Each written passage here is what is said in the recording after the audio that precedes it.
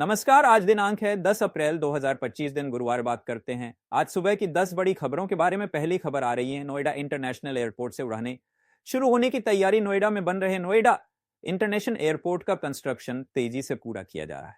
अधिकारियों के अनुसार 17 अप्रैल 2025 से यहां से डोमेस्टिक और इंटरनेशनल फ्लाइट शुरू होने की संभावना है। इससे रीजन में इकोनॉमिक ग्रोथ को बूस्ट मिलेगा और यात्रियों को बेहतर कनेक्टिविटी मिलेगी। चलिए बढ़ते हैं अगली खबर की तरफ। महावीर जयंती पर बैंक हॉलिडे। 10 अप्रैल को महावीर जयंती के अवसर पर उत्तर प्रदेश, दिल्ली, बिहार समेत कई राज्यों में बैंक्स बंद रहेंगे। रिजर्व बैंक की हॉलिडे लिस्ट में यह दिन ऑफिशियल हॉलिडे के तौर पर दर्ज है।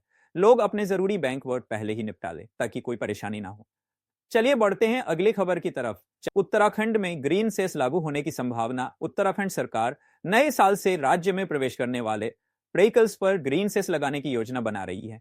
यह सेस विशेष रूप से दिल्ली, एनसीआर, उत्तर प्रदेश और अन्य बाहरी राज्यों से आने वाले वाहनों पर लागू होगा। इससे पर्यावरण संरक्षण और बुनियादी ढांचे के विकास में मदद मिलेगी।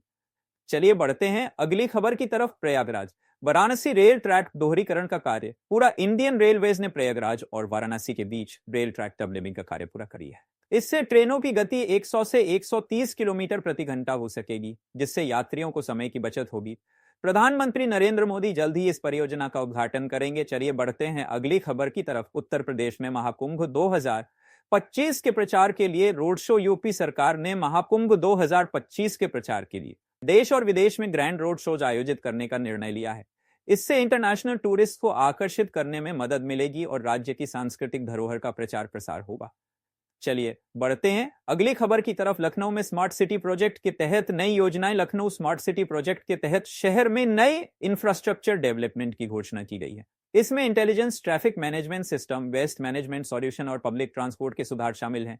इससे नागरिकों को बेहतर सुविधाएं मिलेंगी और शहर का ओवरऑल डेवलपमेंट होगा। चलिए बढ़ते हैं अगली खबर की तरफ। नैनीताल में पर्यटन सीजन की तैयारी शुरू। नैनीताल में अपकमिंग टूरिस्ट सीजन को देखते हुए प्रशासन ने सुरक्षा और सुविधाओं की तैयारियां शुरू कर दी हैं। होटल व्यवसायियों को हाइजीन स्टैंडर्ड्स मेंटेन करने के निर्देश दिए गए हैं और ट्रैफिक मैनेजमेंट के लिए नए प्लान्स बनाए जा रहे हैं ताकि विजिटर्स को कोई परेशानी ना हो।